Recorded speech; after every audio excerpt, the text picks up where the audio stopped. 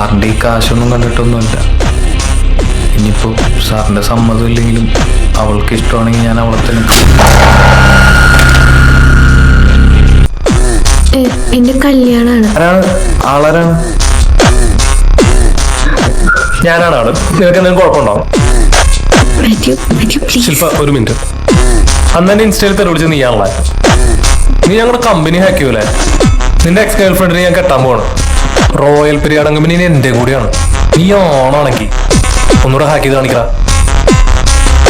Hack ചെയ്തിരിക്കുന്ന സമയത്ത് use ചെയ്തിരിക്കുന്ന പേര് കാതലൻ എന്നാണ്.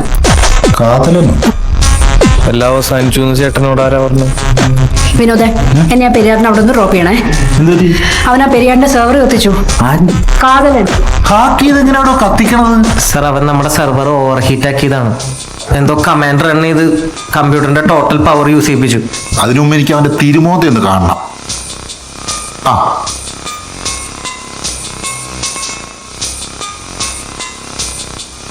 പക്ഷെ അവന് മാത്യുവിന്റെ മാക്ക് ഐഡി എങ്ങനെ കിട്ടിയെന്ന് എനിക്ക് എത്ര ആലോചിച്ചിട്ട് മനസ്സിലാവുന്നില്ല.